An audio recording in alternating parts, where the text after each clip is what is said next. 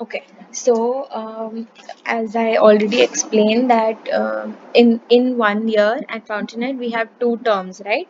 So apart from your regular formatives and summatives that you take with the students, you have two term end exams, all right, which is half yearly. So at the end of the term end exams generally includes all the units that you have taught to the students in that particular term. So you will also be required to enter the term end marks and comments, but please remember that term end result and reports are not sent by you, those are sent by the POs. You only send the formative and summative um, report, right? So how you do that, you click on assessment record. Now instead of clicking on summative, what do you do is you click on teacher subject marks.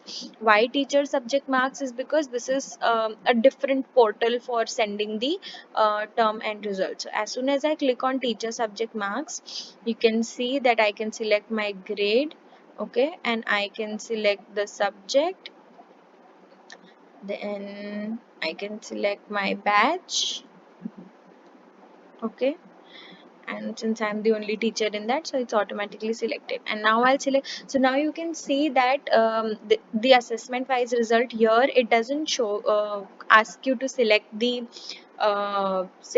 unit, right? Here it asks you to select your criterion, and it's compulsory to assess all the criterions in term and exams. So I'll select the criterion A, which is knowing and understanding, and I'll click on show students. Now I'll just show you and explain how it looks like, though it may be incomplete because we haven't reached the term and um, result phase, so this is not completely updated as of now, but I'll just explain how it looks like.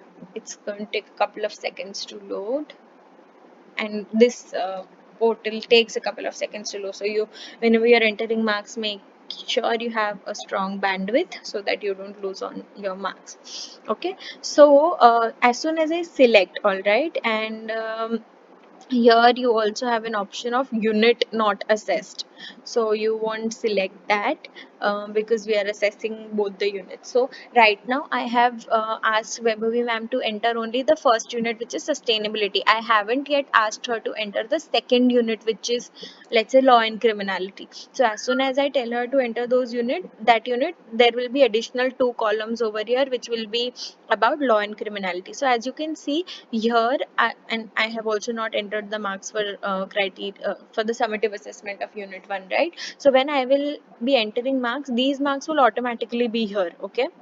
And then there will be two additional columns for law and criminality, where I will enter marks for criterion A for law and criminality. Let's say that in law and criminality I did not assess criterion A in the summative assessment, right? So it will already be as NA because I had entered it in while entering the summative assessment marks. So that is going to show like that. And here you will enter the achievement level of term essay. So whatever marks the student has got according to the term essay paper in criterion A will be entered over here. So you'll enter the marks over here, and after that there is this another column which is about final achievement level. So what is this final achievement level? That you have to enter a professional judgment. Now what is professional judgment? You are supposed to take a professional call. Now let's say the student got 6 in unit 1 criterion A, he got 5 in unit 2 criterion A, and the student got 6 in a term level essay, term essay criterion A. So the the levels that the student has got is 6, 5, 6. So as per my professional judgment, the final achievement level that I'm giving to the student is 6. Okay, so you select, so this is the level that goes. And why we take this? Because we have weightage of unit 1 and unit 2 also. However, term exam has more weightage rather than the unit while you are deciding these final achievement levels. Also, let's say there's a case in which student has got 3 in unit 1 criterion A, then the student has got 4 in unit 2 criterion A, and the student has got 5 in term essay, right? So it's 3, 4 and 5, and you can see that the student is growing or the student is improving, okay, and there are continuous efforts by the students. In that case, you can go ahead and give the student at least a 4 or a 5.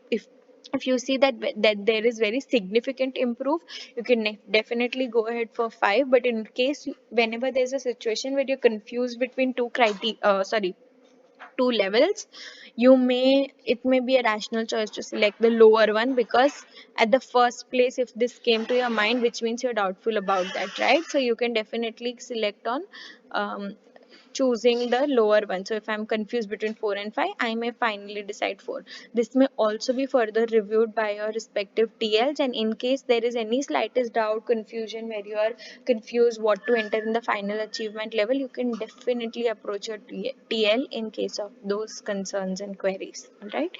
So this is how you do it, and then you'll have to select for every criterion. All right. So every criterion ka ek ek karke you'll have to enter. This is a bit of lengthy process, but this is all it requires. And what you're supposed to do is you are supposed to save final marks. Okay, thank you.